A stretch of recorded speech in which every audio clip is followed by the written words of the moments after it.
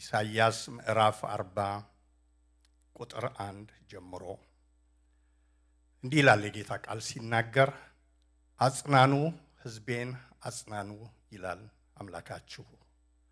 ለኢየሩሳሌም ልብ ተናገሩ፣ የተቀጠረችበት ወራት እንደተፈጸመ ኃጢአቷም እንደተሰረየ ከእግዚአብሔርም እጅ ስለ ኃጢአቷ ሁሉ 2 እጥፍ እንደተቀበለች ወደ እርሷ ጮኹ። የአዋጅ ነጋሪ ቃል የእግዚአብሔርን መንገድ በምድረ በዳ ጥረጉ፣ ለአምላካችንም ጎዳና በበረሃ አስተካክሉ። ሸለቆ ሁሉ ከፍ ይላል፣ ተራራውና ኮረብታው ሁሉ ዝቅ ይላል። ጠማማው ይቃናል፣ ሰርጓጉጡም ሜዳ ይሆናል። የእግዚአብሔርም ክብር ይገለጣል፣ ሥጋ ለባሹም ሁሉ በአንድነት ያየዋል። የእግዚአብሔር አፍ ይህን ተናግሯልና። ጮህ የሚል ሰው ቃል ምን ብዬ ልጮህ አልኩ? ሥጋ ለባሽ ሁሉ ሳር ነው፣ ክብሩም ሁሉ እንደ ምድረ በዳ አበባ ነው። የእግዚአብሔር እስትንፋስ ይነፍስበታልና ሳሩ ይደርቃል፣ አበባውም ይረግፋል። በእውነት ሕዝቡ ሳር ነው፣ ሳሩ ይደርቃል፣ አበባውም ይረግፋል። የአምላካችን ቃል ግን ለዘላለም ጸንታ ትኖራለች። የምስራች የምትነግሪ ጽዮን ሆይ ከፍ ወዳለው ተራራ ውጪ። የምስራች የምትነግሪ ኢየሩሳሌም ሆይ ድምፅሽን በኃይል አንሺ አንሺ፣ አትፍሪ። ለይሁዳም ከተሞች እነሆ አምላካችሁ ብለሽ ንገሪ። እነሆ ጌታ እግዚአብሔር እንደ ኃያል ይመጣል፣ ክንዱም ስለ እርሱ ይገዛል። እነሆ ዋጋው ከእርሱ ጋር ደሞዙም በፊቱ ነው። መንጋውንም እንደ እረኛ ያሰማራል፣ ጠቦቶችንም በክንዱ ሰብስቦ በብብቱ ይሸከማል፣ የሚያጠቡትንም በቀስታ ይመራል። የምስራች የምትነግሪ ኢየሩሳሌም ሆይ ድምፅሽን በኃይል አንሺ አንሺ፣ አትፍሪ። ለይሁዳ ከተሞችም እነሆ አምላካችሁ ብለሽ ንገሪ። እነሆ ጌታ እግዚአብሔር እንደ ኃያል፣ እንደ ብርቱ፣ እንደ ታላቅ፣ እንደ ባለ ግርማ ይመጣል። እግዚአብሔር አምላካችን የተባረከ ይሁን። ይሄ ምዕራፍ ኢሳይያስ 40 ልክ እንደ ሮሜ 8 አዲስ ተስፋ ይዞ የእግዚአብሔርን መመለስ ብስራት ይዞ ወደ ሕዝቡ የመጣ ምዕራፍ ነው። ሮሜ 8ን ታስታውሱ እንደሆነ እስከ 7 ብዙ ኃጢአት ያመጣውን ሰቆቃና ስቃይ ሲናገር ሐዋርያው ጳውሎስ ቆይቶ 8 ላይ እንግዲህ በክርስቶስ ኢየሱስ ላሉት ከእንግዲህ ኩነኔ የለባቸውም ብሎ እንደጨረሰ፣ እዚህም ደግሞ ኢሳይያስ 40 ላይ ሲጀምር ከምዕራፍ 1 እስከ 39 የነበረው እግዚአብሔር ሊለይ ነው፣ ሊሄድ ነው፣ አሳዝናችሁታል፣ በድላችሁታል የሚለውን ሽሮ እግዚአብሔር ራሱ ደግሞ መልሶ ምን ብሎ የሚናገርበት ነው?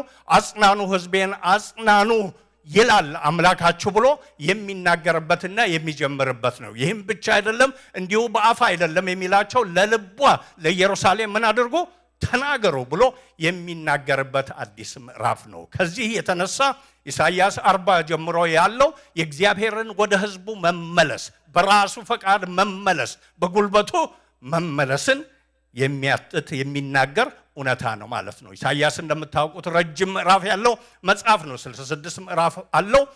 3 ቦታ ይከፈላል ይላሉ መጽሐፍ ቅዱስ የሚያጠኑ ሰዎች። የመጀመሪያው ምዕራፍ ከምዕራፍ 1 እስከ 39 ያለው በአጠቃላይ ሕዝቡ እግዚአብሔር በመካከላቸው እያለ እሱን መውደድ፣ እሱን ማክበር፣ እሱን መፈለግን ላላ አድርገው እየተዉ እግዚአብሔር ነቢያትን እየላከ ኢሳይያስን በተለይ ልኮ ችላ አትበሉኝ ብሎ የሚናገርባቸው ምዕራፎች ናቸው። እኔ ነኝ ማዕረጋችሁ፣ እኔ ነኝ ክብራችሁ፣ እኔ ነኝ ድላችሁ። ስለዚህ እኔ ስኖር ነው እናንተ የምትከብሩት፣ ያለ እኔ ልትከብሩ አትችሉም።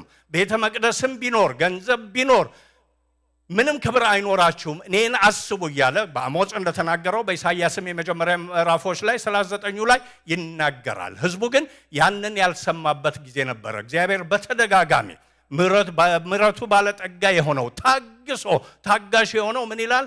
ተዉ፣ ስሙኝ፣ ፈልጉኝ፣ ውደዱኝ ብሎ ይናገራል። እነሱ ግን አልሰማ ያሉበት ምዕራፍ ነው የመጀመሪያዎቹ 39 ምዕራፎች። እንደው ምሳሌ እንዲሆን ሲጀምር ምዕራፍ 1 ላይ ከቁጥር 2 ጀምሮ የእግዚአብሔር ቃል ኢሳይያስ ላይ እንዲህ ብሎ ይናገራል። እግዚአብሔር ተናግሯልና ሰማያት ስሙ፣ ምድርም አድምጪ። ልጆችን ወለድኩ አሳደግኩም፣ እነርሱም አመጹብኝ። በሬ የገዢውን አህያም የጌታውን ጋጣ አወቀ፣ እስራኤል ግን አላወቀም፣ ሕዝቤም አላስተዋለም ብሎ ነበር የጀመረው ምዕራፍ 1 ላይ ሲጀምር።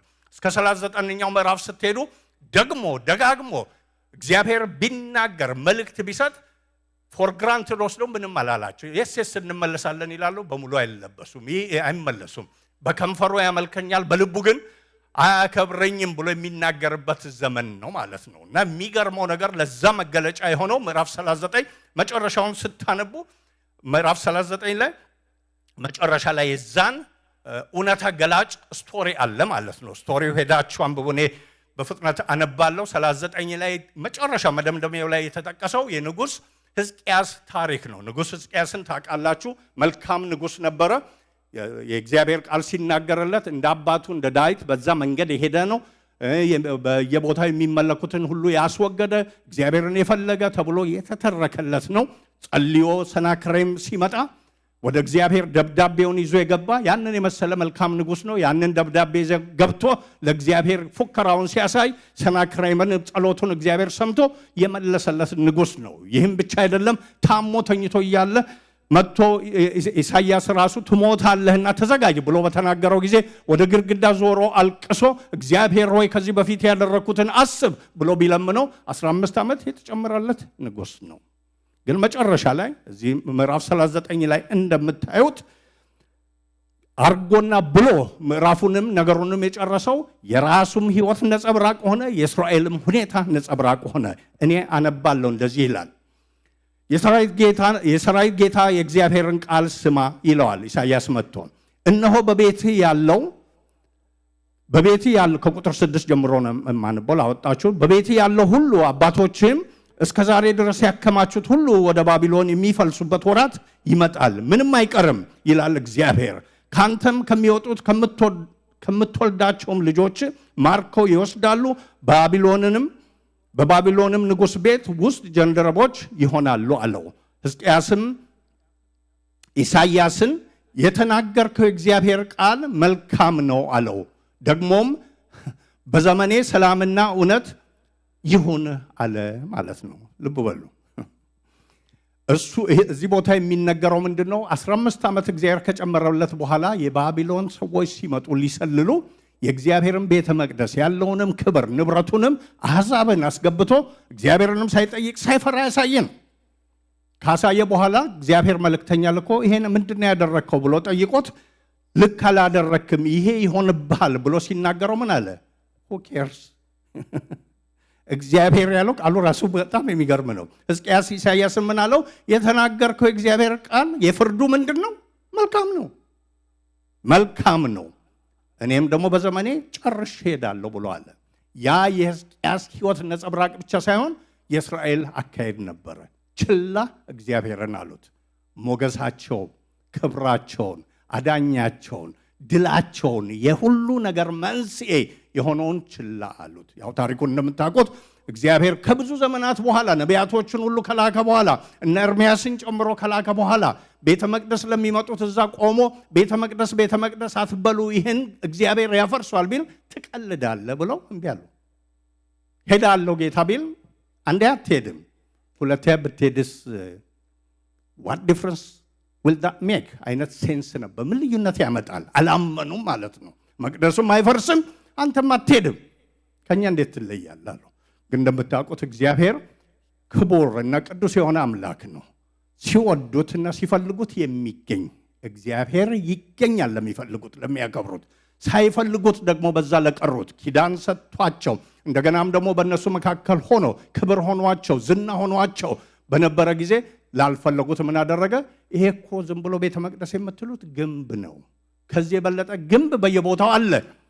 ግንቡን ግንብ ያደረኩት እኔ መገኘቴ ነው። እኔ ከሌለው እዚህ ቦታ ባዶ ነው። አሕዛብ መጥተው ሊያፈርሱት ይችላሉ። አላመኑ። ስለዚህ ምን ሆነ? ያ በኤርምያስ እንደተነገረው መጥቶ ፈረሰ። ናቡከደነፆርም አፈረሰው። ያም ብቻ አይደለም፣ ብዙዎቹን እነሱን ይሁዳ ላይ ያሉትን አግቶ ወሰደ። ስለዚህ እግዚአብሔር በዛ ጊዜ ያደረገውን ሕዝቅያስ ነቢዩ ሲናገር ምን ብሎ ነው የሚናገረው? የእግዚአብሔር ክብር ከቤተ መቅደሱ ወጣ፣ ወደ ምስራቅ ምን ሆነ? ሄደ ይላል ማለት ነው። አያችሁ፣ እዛ ህዝቡ ያላሰበው ቤተ መቅደሱ ህንፃውን ህንፃ ያደረገው እግዚአብሔር መሆኑን፣ እግዚአብሔር ከለቀቀ ያ ህንፃ ባዶ መሆኑን፣ ባዶ መሆን ብቻ ሳይሆን ፍርስራሽ መሆኑን፣ ፍርስራሽ ከመሆኑ በላይ ደግሞ እግዚአብሔር ደግሞ ከፈረሰ በኋላ እዛ ውስጥ አልገኝም፣ መቅደሱ ላይ ብቻ ሳይሆን በእስራኤል ሰፈር፣ ባላከበሩኝ ሰፈር፣ ባላሰቡኝ ሰፈር አልገኝም ብሎ ሲሄድ አላመኑም ነበር ማለት ነው። እስከ መጨረሻው ተፍጨርጨረው ግን ሄደ ማለት ነው። ይገርማችኋል። ለካ እግዚአብሔር መኖር ብቻ ነው ለእግዚአብሔር ህዝብ ክብር። ይሄ ታሞ መፈወስ ወይም ደግሞ ጠላት መጥቶ ታግሎ ድል ብቻ ማግኘት አይደለም። እሱ ከሱ ብቻ ነው፣ ሰልፉ እኔ ነው ብሎ የሚናገር እግዚአብሔር፣ እኔ እዋጋለሁ ስለናንተ የሚል። ግን ከዛ ውጪ ኖሮ ተበልቶ እንኳን አይጠገብም። ሐጌ ላይ የሚለው ይሄን ነው። በላችሁ አልጠገባችሁም፣ ሰበሰባችሁ በቀዳዳ ኪስ እንደሚከተት ሆነባችሁ፣ ባከናችሁ፣ መቅኖ አጣችሁ ብሎ ይናገራል። ያልገባቸው ነገር ምንድነው? ባትኖርም አሕዛብ ሌላ ማልክት ኖሯቸው ተጨርጭረው ሆነዋል ብሎ አስበዋል። ኖ እናንተ ጋር ቃል ኪዳን አለኝ፣ የምትነሱትም የምታገኙትም የምትዋቡትም እኔ ብቻ ስኖር ነው፣ እኔ ከሌለው ባዶ ናችሁ ብሎ ተናገራቸው። ከዛ በኋላ ያው እግዚአብሔር የተናገረው እንደሆነ እነሱም እንዳዩት በመጽሐፍ ደግሞ ለኛ ተጽፎ በጌታ ቃል አለ። ለምሳሌ ያንን የሆኑትን ሁኔታ ሲገልጥ ሰቆቃ ኤርምያስ ላይ ምዕራፍ 1 ላይ እንዲህ ብሎ ይናገራል። እኔ አነበዋለሁ፣ እናንተ ስሙ። ምዕራፍ 1 ከቁጥር 1 ጀምሮ እንዲህ ብሎ ይናገራል። ሕዝብ ሞልቶባት የነበረች ከተማ ብቻዋን እንዴት ተቀመጠች? ጌታ በነበረ ጊዜ ምን የሞላባት ነበረች? ሕዝብ ነበረባት። አሁን ጌታ ክብሩ ለቆ ሄዷል። ምን ሆነች? ብቻዋን ከተማይቱ አለች፣ ፈራርሳለች። ከዛም በላይ ብቻዋን ነች፣ ብቻዋን ተቀመጠች። በአሕዛብ መካከል ታላቅ የነበረች ምን ሆነች ይላል? መበለት ሆነች። በአውራጆች መካከል ልዕልት የነበረች ተገዢ ሆናለች። በሌሊት እጅግ ታለቅሳለች፣ እንባም በጉንጯ ላይ አለ። ከውሽሞቿ ሁሉ የሚያጽናናት የለም። ድሮ የተደገፈቻቸው እንደነ ግብፅ እንደነ አሦር አይነቶቹ አሁን የሉም፣ ሊያድኗት አልቻሉም ማለት ነው። እንደ ባኦል የሰገደችላቸው ሊያድኗት አልቻሉም። ወዳጆቿ ሁሉ ወነጀሏት፣ ጠላቶችም ሆኗት። ይሁዳ ስለ መጨነቅና ስለ ባርነት ብዛት ተማረከች። በአሕዛብ መካከል ተቀመጠች፣ እረፍትም አላገኘችም። የሚያስጨንቋት ሁሉ ተጨንቃ አገኟት። ኃይለኛ የነበረች ዕዝራ ላይ ሲናገር ቤተ መቅደስ ሊሰሩ መጥተው አይሰራ ብለው እነ ሰንባላጥ በረበሹ ጊዜ ስለ ከተማይቱ ምስክርነት ሲሰጡ ምን አሉ? ትንሽ ከተማ ናት፣ ግን የማትቻል ከተማ ናት። እሺ አትልም፣ ለማንም አትገዛም አሉ። ያ ከምን የተነሳ ነበር? እግዚአብሔር ከመኖሩ። አሁን ምን ሆነች? ለማንም የምትገዛ ባዶ ሜዳ፣ አጥር የሌላት የተደፈረች ሆነች ማለት ነው። ምንም የላት፣ ተማረከች። ተጨንቃ አገኟት ይላል። ወደ ዓመት በዓልም የሚወጣ የለምና የጽዮን መንገዶች አለቀሱ። የለም ክብር፣ ደስታ የለም። በሮች ሁሉ ፈርሷል። ካህናቶቿም እየጮሁ ያለቅሳሉ። ደናግሎችም ተጨነቁ። እርሷም በምሬት አለች። ስለ ኃጢአቷ ብዛት እግዚአብሔር አስጨንቋታልና አስጨናቂዎቿ ራስ ሆኑ፣ ጠላቶቿም ተከናወነላቸው። ሕፃናቶቻቸውም በአስጨናቂዎች ፊት ተማርከዋል። ከጽዮን ሴት ልጅ ውበት ሁሉ ጠፍቷል ብሎ ይናገራል። ይህም ብቻ አይደለም። ምዕራፍ 5 ላይ ሰቆቃ ኤርምያስ ላይ ሄዳችሁ ብታዩ እግዚአብሔር አሁን ሲመጣ ምን ላይ እንደመጣ እንድትረዱ ነው። ህዝቡ ምን ላይ ነበረ? አትፍሪ፣ ተነሺ፣ እንደገናም ደግሞ ውጪ ብሎ ሲናገር በዚህ ውስጥ ነበሩ። በባዶነት ነበሩ፣ በከንቱነት ነበሩ፣ በፈረሰ ነገር ውስጥ ነበሩ የሚለውን እንድትረዱ ነው። ምዕራፍ 5 ላይ ሰቆቃ ኤርምያስ ላይ እንደዚህ ይላል። አቤቱ የሆነብንን አስብ፣ ተመልከት፣ ስድባችንንም ይልና ተቃራኒ የሆኑ ነገሮችን ይናገራል። ርስታችንን ለእንግዶች ቤታችንም ለሌሎች ሆነ። ጌታ ካለመኖሩ የተነሳ ደግሜ ላንብበው። ርስታችን አንተ የሰጠህን ለማን ሆነ? ለእንግዶች። ቤታችን ለማን ሆነ? ለሌሎች ሆነ። አንተ አባታችን ሆነ እያለ እኛ ምን ሆነናል? ድሃ አደጎች፣ አባት የሌለን ሆነናል። እናቶቻችን እንደ መበለቶች ሆነዋል። ውሃችንን አሁን ጌታ ስለሌለ ማለት ነው በብር ጠጣን። ከሰፈራቸው እኮ ነው። እነሱ ሰፈር ገዝተዋቸው የራሳቸውን ውሃ ምን አደረጉ? ገዝተው ጠጡ። በብር ጠጣን። እንጨታችን በዋጋ ገዛን። አሳዳጆቻችን በአንገታችን ላይ ናቸው። ምን ማለት? ጆርጅ ፍሎይድን ታስታውሳላችሁ? ያን ጊዜ የዛሬ ስንት ዓመት መሆኑ ነው? 2020 ላይ አንገቱ ላይ ሆኖ ምንድን ነው ያደረገው? ትንፋሹንም መውጫውንም ደም ዝውውሩን ቀጥ አድርጎ ሰውየውን ሸኘው ማለት ነው። እነዚህ ያሉ ምንድነው መተንፈስ እንኳን ቻልን። አንገታችን ላይ ወጥቷል። ከዛ የሚያድነን የለም ነው የሚሉት ማለት ነው። አሳዳጆቻችን በአንገታችን ላይ ናቸው። እኛ ደክመናል፣ እረፍትም የለንም። ለግብፃውያን ለአሦራውያን እንጀራ እንጠግብ ዘንድ እጅ ሰጠን። የምንበላውን አጣንና ለነዚህ ለጠላቶቻችን እጅ ሰጠን፣ እባካችሁ አብሉን አልን። መራቆት ነው። አባቶቻችን ኃጢአት ሰሩ፣ ዛሬም የሉም። እኛ በደላችንን ተሸከምን። ባሪያዎች ሰልጥነውብናል። ድሮ እኛ የገዛናቸው አሁን ሰልጥነውብናል። ከእጃቸው የሚታደገን ደግሞ የለም። ከምድረ በዳ ሰይፍ የተነሳ በሕይወታችን እንጀራችንን እናመጣለን። ከምድረ በዳ ሰይፍ የተነሳ በሕይወታችን ምን ማለት ነው? እንጀራ ፍለጋ ስንሄድ የሚገጥመን ምድረ በዳ ነው። ከዛም እችን እንጀራ ለማድረግ በነፍሳችን ተወራርደን ነው የምንሄደው። እንጀራውን ሳናገኝ ልንሞት እንችላለን ማለት ነው። ምን አይነት ቀውሳት እንደሆነ አስቡ ማለት ነው።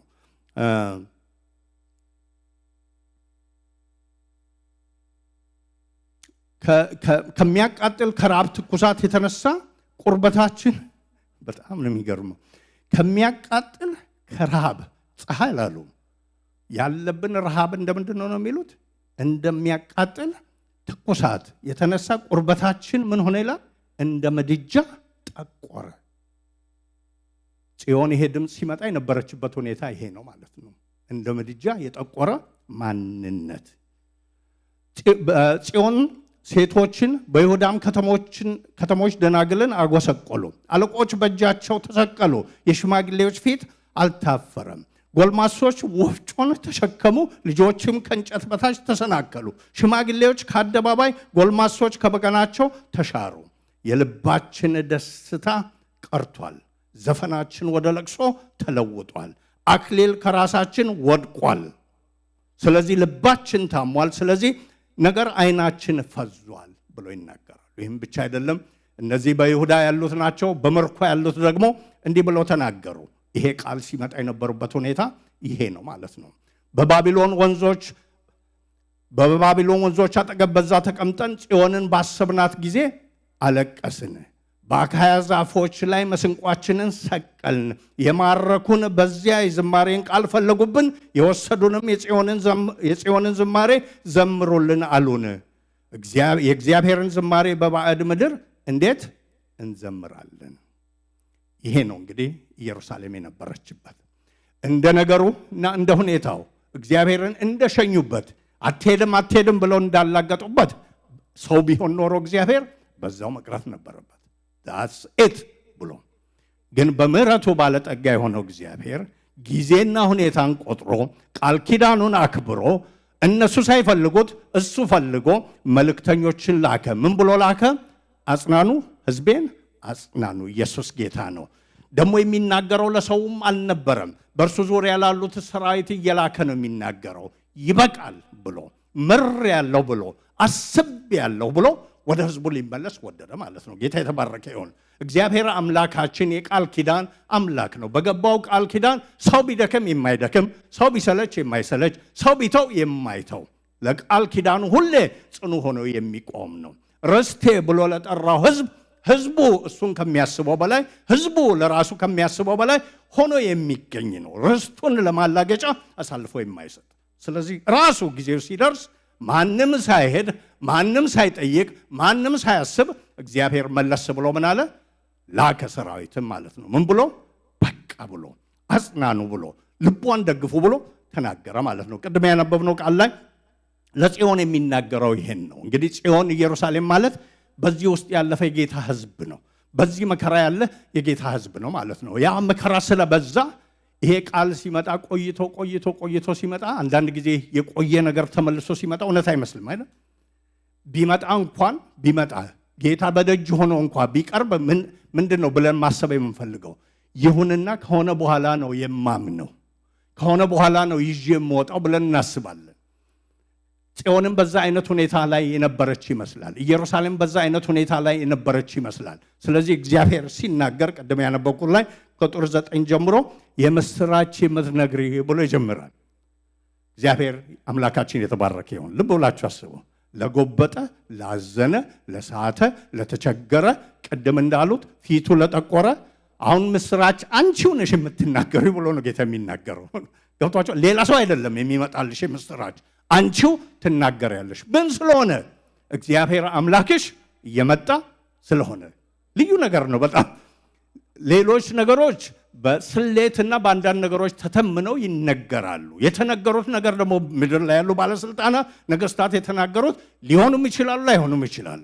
ጌታ ግን ሲናገር የተናገረው ላይም ይናገራል። የእግዚአብሔር አፍ ይህን ተናግሯልና ስለሚል የተናገረው እንደሚሆን ጌታ ስለሚያውቅ ያችን ያዘነችውን አሁን አትዘኝ፣ ያችን የጠቆረችውን አሁን ፊትሽ አይጥቆር። ምኑኝ? የምስራች ተናገሪ። ገና እኮ አልመጣም፣ ነገሩ በእጅ አልገባም። ግን ጌታ እኔ እየመጣሁ ነውና ደርሽ ያለውና ልብ ደግፋለሁና ምሕረትን ይዤ መጥቻለሁና ክብሬን ገልጣለሁና ስለዚህ ምኑኝ? በደጅ ስለሆንኩ ውጭና ተናገር ይላል። ተናገሪ ደግሞ ሲል ለእሷ ብቻ ሳይሆን ለማን ተናገር ይላል? ለይሁዳ ከተሞች ተናገሪ። ዋው! የይሁዳ ከተሞች ታስታውሳላችሁ።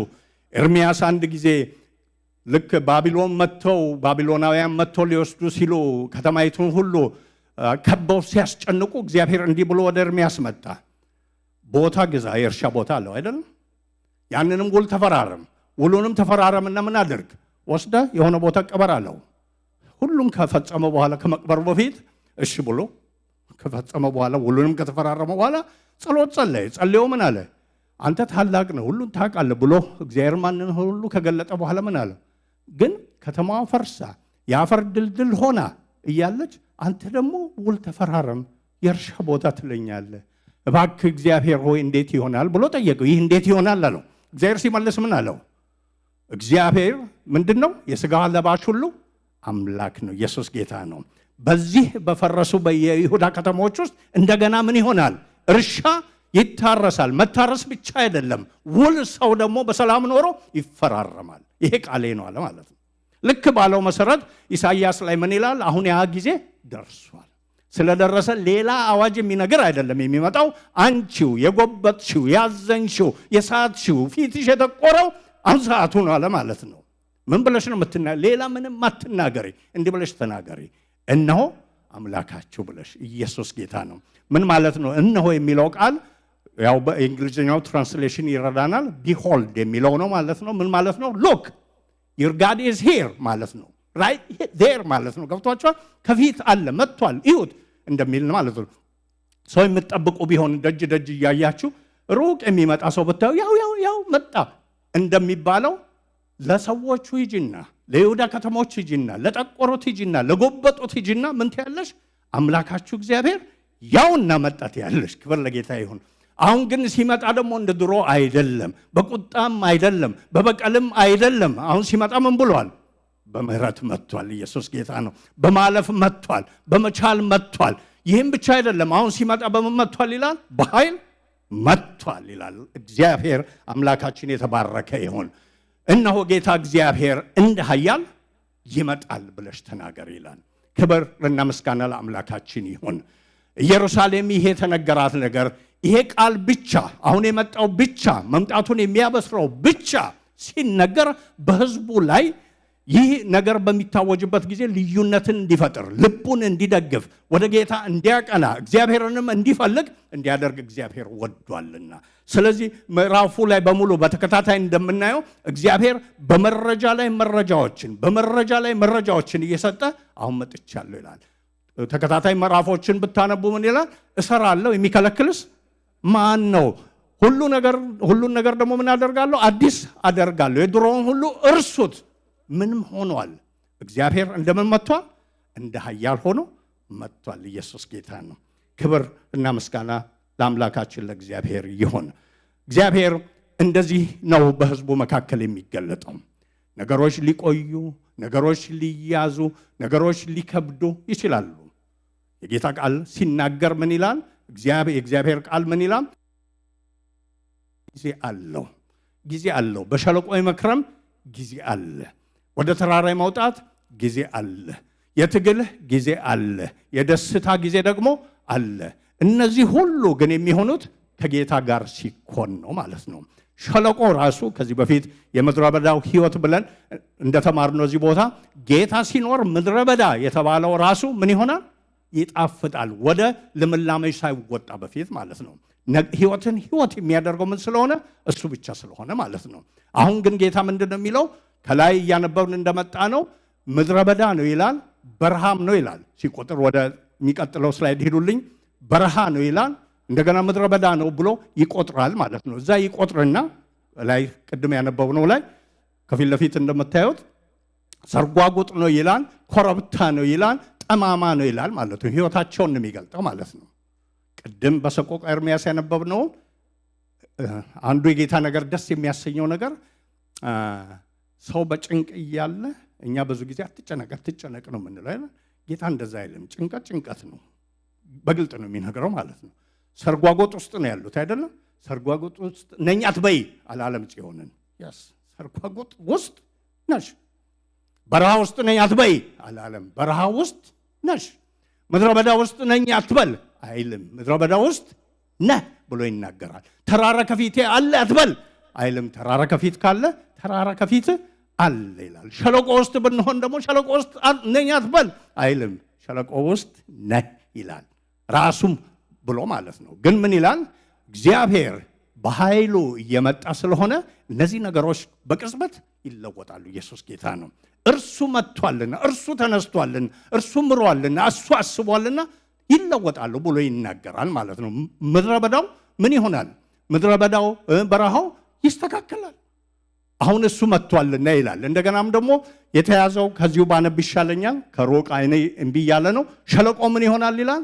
ይሞላል ይላል። ኮረብታ ምን ይሆናል ይላል? ዝቅ ይላል ይላል። ጠማማ ምን ይሆናል ይላል? ይቃናል ይላል። ሰርጓጎጡ ምን ይሆናል? ሜዳ ይሆናል። ኢየሱስ ጌታ ነው። ስለዚህ ይሄ ምንድን ነው? የእግዚአብሔር የመመለስ አዋጅ ነው። የመምጣት አዋጅ ነው ምዕራፉ ማለት ነው በሙሉ። ምን ብሎ ነው የሚናገረው? አሁን ተመልሻለሁ፣ አሁን መጥቻለሁ፣ አሁን ደርሻለሁ፣ አሁን አይቻለሁ ይላል። የሚገርመኝ በብሉይ ኪዳን አስቀድመንም አይተናል። እግዚአብሔር ራሱ ህዝቡ እግዚአብሔርን ከሚወደው በላይ እግዚአብሔር ህዝቡን መውደዱ በጣም የሚገርም ነው። ታስታውሳላችሁ መጽሐፈ ሳሙኤል ላይ አንደኛ ሳሙኤል ላይ ህዝቡ በኤሊ ጊዜ እግዚአብሔርን የተውበት ዘመን ነበርና ጦርነት ከፍልስጤሞች ጋር ሲገጥሙ ምኑን ይዘው ሄዱ? ታቦቱን ይዘው ሄዱ አይደል? ሲሸነፉ ታቦቱን ይዘው ሄዱት ማለት ነው። ከዛ ወደ ጌታ ስላልተመለሱና ታቦቱን ይዘው ስለሄዱ ጌታ ደግሞ በታቦቱ አልተገኘም። ስለዚህ አሳልፎ ሰጣቸው። ታቦቱ ተወሰደ። የዕለት ሁለት አለቀሱ እንጂ ከዛ በኋላ ፍለጋ የሄደ ሰው አለ? አንድም የለም። ታቦቱ የት ሄደ? ፍልስጤም መንደር ዋለ። የት? በዳጎን ቴምፕል ውስጥ። የፈለገውም የለም፣ ያየውም የለም። በቃ ትቶ ሁሉ ወደ እርሻው ሄደ። እግዚአብሔር ግን መገኘቱ በዳጎን ሰፈር የሚሆን ስላልሆነ የፍልስጤም መንደር ማንነት ስላልሆነ ወደ ህዝቡ ተመልሶ መጣ። ራሱ በጣም ነው የሚገርመው ማለት ነው።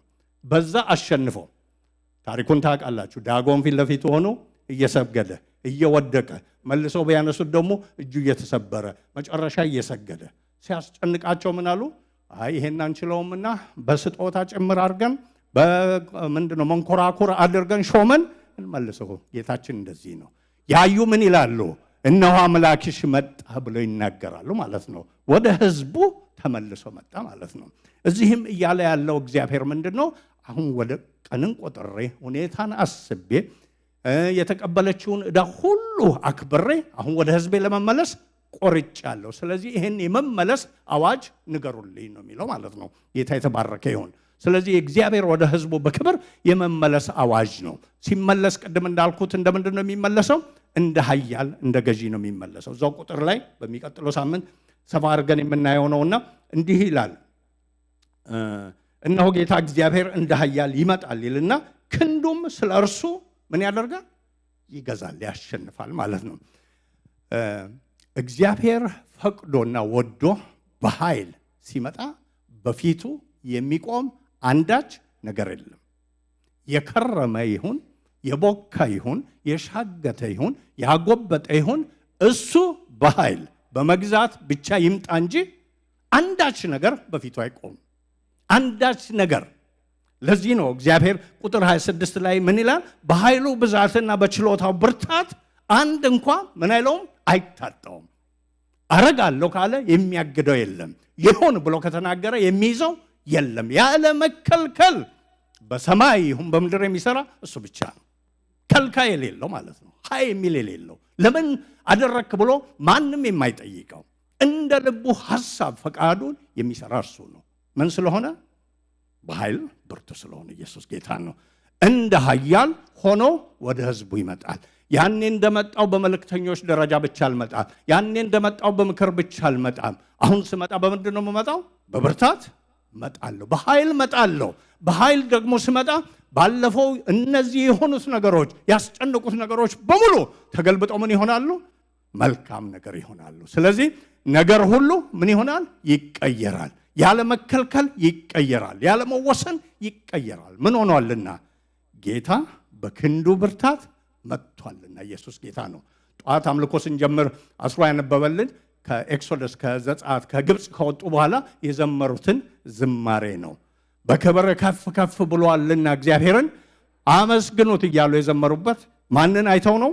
ሬሳቸውን የግብፃውያንን አይተው ነው። ግን ከዛ ሰዓት በፊት ምን ነበረ? ጭንቀት ነበር፣ መከራ ነበር፣ ፍርሃት ነበር፣ በሙሴ ላይ ቁጣ ነበር። ሙሴም ወደ እግዚአብሔር ጩኸት ነበረው። እግዚአብሔር ምን አለው? አትጩህ፣ በእጅ ያለውን በትር አንሳ፣ ይህንንም ውሃ ምታው፣ እሱም ደግሞ ይከፈላል፣ በዛ ትሻገራላችሁ። እንደ ኃያል ጌታ ሆኖ ሲመጣ እንደዛ ነው። ውሃ ባህር ነው። ጌታ ከመጣ ግን መሬት ነው ማለት ነው። የፈርዖን ቤትና ክንድ ብርቱ ነው። ነገስታትን የገዛ ነው። አካባቢውን የገዛ ነው።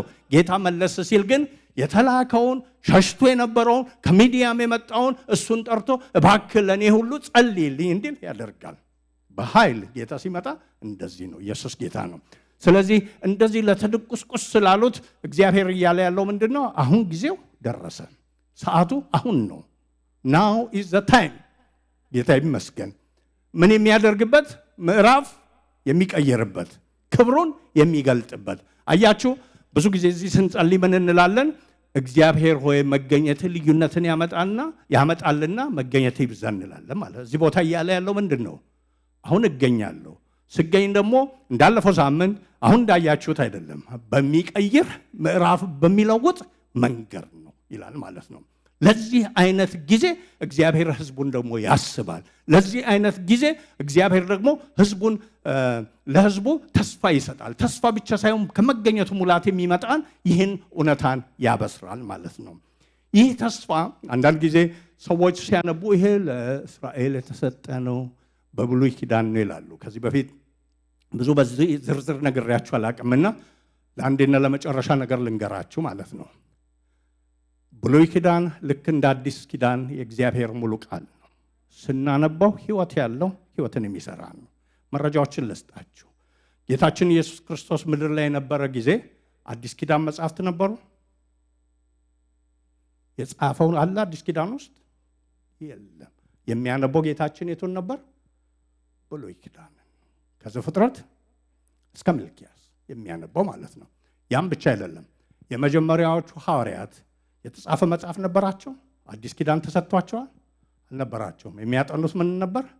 ብሉይ ኪዳን። የመጀመሪያው ቤተ ክርስቲያን አዲስ ኪዳን ነበራት? አልነበራት። አዲስ ኪዳን የተጻፈው በሐዋርያት ነው። ከ60ዎቹ በኋላ ነው የተሰበሰበው። ከ100 ዓመት በኋላ ነው። እስከዛ ድረስ 70 ዓመት እስከምትኖር ቤተ ክርስቲያን መጽሐፏ ማን ነው? ብሉይ ኪዳን። ያነሰ አይደለም፣ እኩል ነው። ጌታ የተባረከ ይሁን። በጌታ በኢየሱስ ክርስቶስ መምጣትና ሥራ የተሻሩ ስርዓቶች አሉ። የመስዋዕት ስርዓት የሆነ ዘሌዋውያን ላይ የምናየው ሕጉን የመፈጸምና የዛ አይነት ጥሪ፣ በዛ ደግሞ ብርታት ብቻ ወደ እግዚአብሔር የመቅረቡ ነገር በጌታ ተተክቷል። ከዛ ውጭ ያለው የእግዚአብሔርን ባህሪና ህልውና ስራውን የሚያሳይ ተስፋውን የሚያሳየው ጢም ብሎ እስካሁን የሞላ ነው። ኢየሱስ ጌታ ነው። ስለዚህ እመጣለሁ ወደ ህዝቡ ብሎ እንደተናገረ በየዘመኑ ጌታ ምን ብሎ ይናገራል? ጊዜ ሲደርስ እመጣለሁ ብሎ ይናገራል። ሲመጣ ደግሞ እንደ ቤተ ክርስቲያን ሊጎበኝ ይመጣል። እንደ ቤተሰብ ሊጎበኝ ይመጣል። እንደ ግለሰብ ሊጎበኝ ይመጣል። ኢየሱስ ጌታ ነው። ለዚህ ነው አዲስ ኪዳን በዚህ ደግሞ እንደገና ሞልቶ የሚናገረው። ለምሳሌ ፊልጵስዩስ ላይ ሲናገር የጌታ ቃል ምን ይላል? በጌታ ደስ ይበላችሁ፣ ደግሜ እላለሁ ደስ ይበላችሁ ይልና ወረድ ብሎ ገርነታችሁ ለሰው ሁሉ ይታይልና ምን ይላል? ጌታ ቅርብ ነው። ኢየሱስ ጌታ ነው። ወረድ ብሎ የሚናገረው አውዱ ምንድን ነው የሚለው? በምስጋና በልመና በምልጃ ሁሉ ልመናችሁን አስታውቁ እንጂ በአንዳች አትጨነቁ። ከላይ ምን ብሏል? ጌታ ቅርብ ነው። ከታች ምን ብሏል? አትጨነቁ አስታውቁ። ምን ስለሆነ? ቅርብ ስለሆነ፣ የሚሰማ የሚመልስ ስለሆነ ማለት ነው። ለዚህ ነው እግዚአብሔር በብሉይ ኪዳን ምን ብሏል? እኔ ቅርብ እንጂ የሩቅ አምላክ። በአዲስ ኪዳን ምን ብሏል? ለምኑ አስታውቁ የሚልበት ቦታ ጌታ ምንድን ነው ይላል?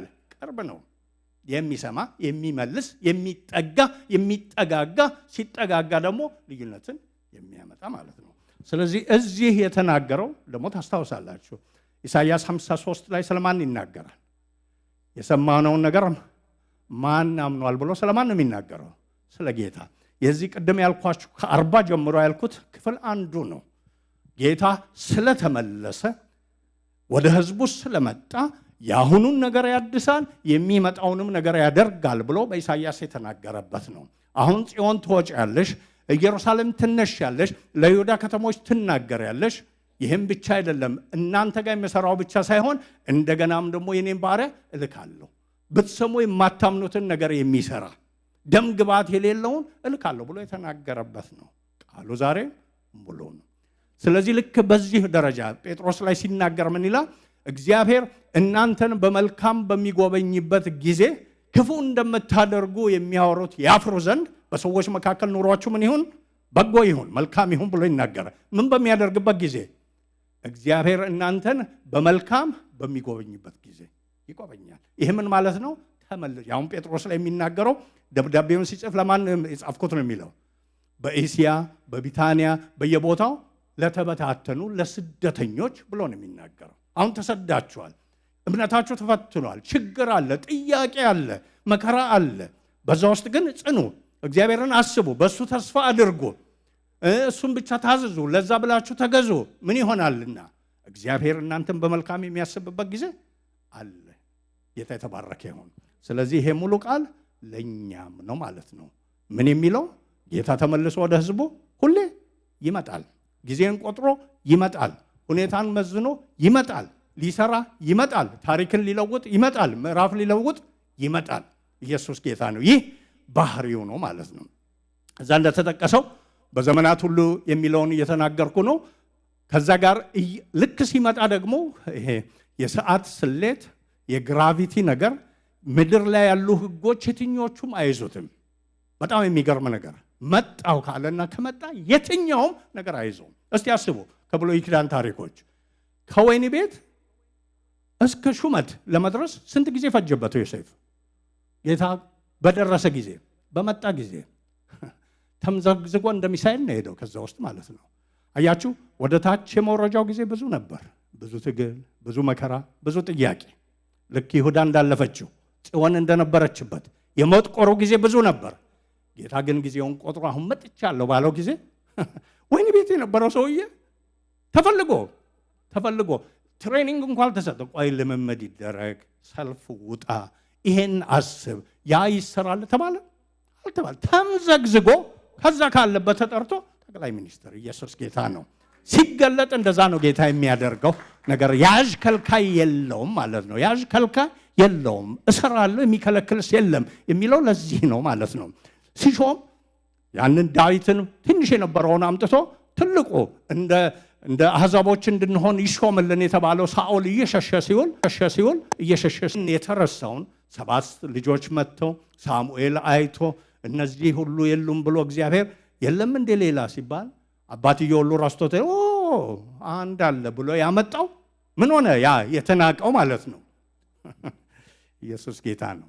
ጌታ ከእርሱ ጋር ስለነበረ በእርሱ እገለጣለሁ ብሎ ስላሰበ ስለወደደ፣ ያውም ሄዶ ቃል ኪዳን የገባው ለሱ ነው አይደል? አብሮ ስለነበረ ያ የጎልያድ ሰፈር የተጨነቀበት መንደር ሆነ። ጌታ ወዷልና በእሳት ሲጣሉ ጌታ ዘንበል ብሎ ካየ እሳቱ የማይፈጅ ነው የሚሆነው፣ የሚከለክለው የለም። ስለዚህ ለህዝቡ እያለ ያለው ጌታ እዚህ ውስጥ ምንድን ነው? ልመጣ ነውና ያለምንም ማፈር ቃሉ ራሱ ይገርማል እኮ። ያለምንም መፍራት ተነሽና ያለምንም ማፈር ወጥተሽ ተናገሪ ይላል ማለት ነው። እንዴ የታለ ቢሉሽስ? አይሆንም ቢሉሽስ? አይሳካም ቢሉሽስ? ይላል ልብ አይደል? ጌታ አንድ ነገር ብቻ በይ አንቺ፣ ይሄው እነሆ አምላካችሁ ብቻ ብለሽ ንገሪ። ኧረ ተው እስካሁን እኮ ጠብቄ አልሆነም ስትል መልሶ ምን ይላል ጌታ? አሁን እነሆ ጌታ እግዚአብሔር እንደምን ይመጣል? እንደ ኃያል ይመጣል። ክንዱም ለእርሱ ምን ያደርጋል? ይገዛል። ዋጋው ደግሞ በምንድን ነው? በእጁ ላይ አለ። ደሞዝንም ደግሞ ይሰጣል ብሎ ይናገራል ማለት። ይህም ብቻ በይልኝ። ውጭና ወደ ተራሮች ምንም ሳትፈሪ፣ ምንም ሳታፍሪ፣ ምንም ሳትሸማቀቂ፣ ጥቁረትሽ ሁሉ ሳይከብድሽ ዝም ብለሽ ተነስተሽ ምን በይ? ጌታ እግዚአብሔር እንዲህ ብሏል፣ እነሆ አምላክሽ፣ እነሆ ጌታ እግዚአብሔር እንደ ኃያል ሆኖ ይመጣል ብለሽ ብቻ ተናገር ያለ። ጌታ ይባረክ። ለእኛም በዚህ ዘመንና በዚህ ጊዜ ጌታ ሊለን የሚወደው ይህንን ነው ማለት ነው። ብዙ ነገሮች በሕይወታችን የሚያልፉ፣ በምድሪቱ የሚያልፉ፣ በዚህም ሀገር ቤትም የሚያልፉ፣ በዓለም የሚያልፉ እንደው ጊዜ ሰተን አስተውለን ብንመዝን በጣም ዳኛ የሌለበት ምድር የሆነች ነው የሚመስለው ማለት ነው። አካሄድ ሁሉ በሰው ፍላጎት፣ በሰው ደረጃ፣ በሰው ጉልበት የተካነ የተሰበሰቡና የያዙ ሁሉ ወደሚፈልጉበት ነገርን የሚመሩ የሚመስልበት ሁኔታ፣ ነገር ሁሉ የተደበላለቀበት፣ መያዣው የጠፋበት። በዚሁ ከቀጠለ ለብዙ ጊዜ የቤተሰብና የኛ የግል ነገር ብቻ ሳይሆን የቤተ ክርስቲያን ነገር፣ የሰላም ነገር ሁሉ ድብልቅልቁ እየወጣ ሊሄድ የሚችልበት ነው። ጌታ ግን ቤት አለ፣ በዙፋኑ ላይ አለ። ክብር ለጌታ ይሁን። ምን የሚል የሚያይ የሚመዝን እነዛን ነገሮች መዝኖ ደግሞ በቃ ሊል የሚችል አለ ማለት ነው። ስለዚህ ጌታ ልባችን ውስጥ ሊያስቀምጥ የሚፈልገው ጌታ በዚህ ዘመን አስጨናቂ ነገሮች በሚበዙበት ጊዜ ምን ይሆናል? እንደ ኃያል ሆኖ ይገለጣል። በቤተ ክርስቲያን ሕይወት ይገለጣል። በቤተሰብ ሕይወት ይገለጣል። በትዳር ይገለጣል። እንደገና በወንጌል ነገር አብረን እየጸለይን በቆየ ነው ይገለጣል። ላይከለከል ይገለጣል። ሊሰራ ይገለጣል። ክብሩን ሊያሳይ ይገለጣል። እንዴት ተብሎ ለሚጠየቀው እዛ እንደምታዩት እዚህ ቁጥር ላይ 5 ላይ እንደሚናገረው የእግዚአብሔር አፍ ይህን ተናግሯል። እና ኢየሱስ ጌታ ነው። ይህን ለመመዘን የምናየው ነገር አረያ ይሄ ስንት ጊዜ ሪሊ እኔ በጌታ ፊት ራሴ ማለማመድ የምፈልገው እና የምጥረው የምሞክረው ጌታ ይበል እንጂ ምንም ችግር የለም። ኢየሱስ ጌታ ነው። ካሌብን ታስታውሳላችሁ? ጉልበቱን ሲያይ ተራራ ለመውጣት ፍልስጤምን ለማዋጋት ለማሸነፍ ይሆናል አይኖርም። ግን ጉልበቱን ሳይሆን ያየው ማንን ነው? ያኔ ወጣት ሆኖ የኢናቅን ልጆች በመሰሉት ፊት እሷን እንዳንበጣ ሲሆን እነሱን ሳይሆን ያየው ማንን አየ? የጠራውን እግዚአብሔርን አይቶ እነዚህ እንደ እንጀራ ይሆኑልናል ብሎ አልተናገረም? አሁንም እንደዛው ነው። 80 ዓመትም ሆኖ ገብቷቸዋል። ክብር ለአምላካችን ይሁን። ስለዚህ እንደዛ ብሎ እንዳየው ነው ልናይ የሚገባን። ጌታ ይበል እንጂ ቃሉ ይምጣ እንጂ ድምፁ ይምጣ እንጂ አሰራሩ ራሱ ያውቅበታል። ኬት አድርጎ ወዴት እንደሚወስድ እሱ ያውቃል። እኛ ማወቅ ያለብን ምንድን ነው?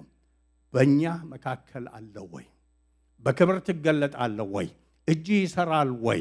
ሁኔታዬ ይነካል ወይ የሚለውን ብቻ ማወቅ ነው። አዎ ካለን በቂ ነገር ነው።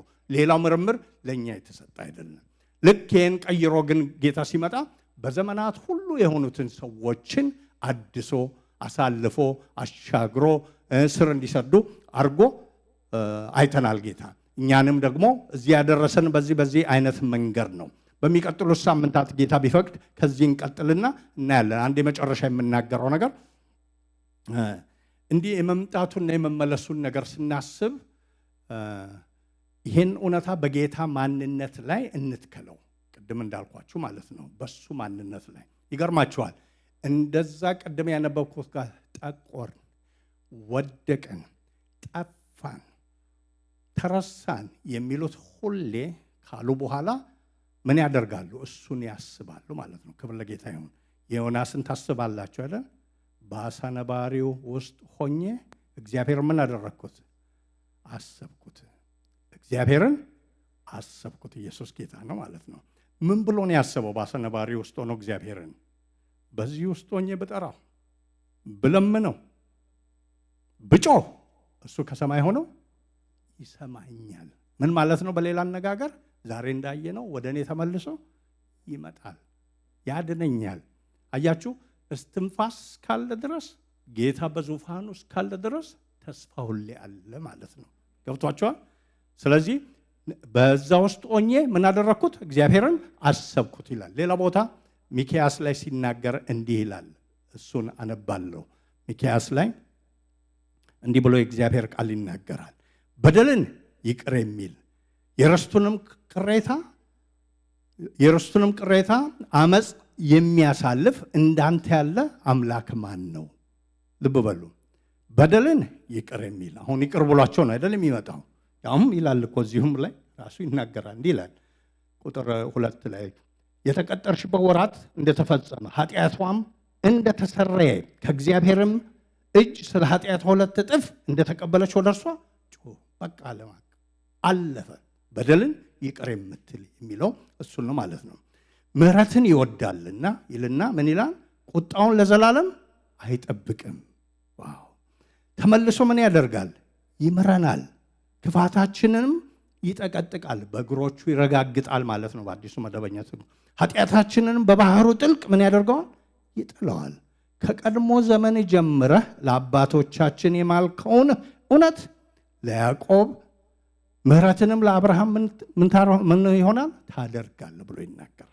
ይሄ እግዚአብሔር ማንነት ነው ማለት ነው። ዛሬ ልክ እግዚአብሔር ይመጣል፣ ወደ ጓዳዬ ይመጣል፣ ወደ ህይወቴ ይመጣል፣ ወደ ቤቴ ይመጣል፣ ወደ ትዳሬ ይመጣል፣ ወደ ቤተ ክርስቲያኔ ይመጣል፣ ወደ ዘመኔ ይመጣል፣ ወደ ልጆቼ ይመጣል ስትዩ ማዕት ካርድ አለ ሰይጣን የሚያወጣ አለችኝ እኮ ብሎ ይላል ማለት ነው። በደልን ሊያስቆጥር፣ ድካምን ሊያመጣ። እናንተም ምን በሉት? that was so yesterday በሉት። ያ ድሮ ቀረ። ኢየሱስ ጌታ ነው። አሁን ምን ሆኗል? የጌታ ድምፅ መጥቷል። በደሌ ተሰርዮአል፣ ምህረት ታውጆልኛል። እግዚአብሔር ወደ ህይወቴ በአዲስ መንገድ፣ በአዲስ ክብር፣ በአዲስ ደረጃ ሊገባ ነው በሉት ማለት ነው። የት ነው መረጃህ ብሎ ቢጠይቅ ሚልክያስ ጋር ትሄዳለህ ማለት። እሱም ብቻ አይደለም። ዘጸአት 34 ላይ ታስታውሳላችሁ። ጥጃ አድርገው እነዚህ ከግብፅ አወጡን ብለው እግዚአብሔርን ቢበድሉ፣ እግዚአብሔር ቢቆጣ፣ ሙሴ እግዚአብሔርን ቢለምነው እግዚአብሔር በፊቱ አለፈና ስለ ራሱ ሲገልጥ እንዲህ ይላል። እግዚአብሔርን በፊቱ አልፎ እግዚአብሔር ይልና ምን ይላል? መሐሪ፣ ሞገስ ያለው፣ ታጋሽም፣ ባለ ብዙ ቸርነትና እውነት እስከ ሺህ ትውልድም ቸርነትን የሚጠብቅ። ይሄ ነው አምላካችን። ክብር ለእርሱ ይሁን። መረጃዬ ምንድን ነው? ለእኔ ጌታ ይመጣል። ምን ብሎ ይመጣል? ምሮ ይመጣል፣ ይቅር ብሎ ይመጣል፣ አጽናንቶ ይመጣል፣ ሊሰራ ይመጣል፣ ሊለውጥ ይመጣል፣ ክብሩን ሊገልጥ ይመጣል የሚል ነው። ጌታ ይመስገን። እንቆምና እንጸልያለን። ጌታን እየባረክ ነው። ጌታ አፍ ይህን ተናግሯልና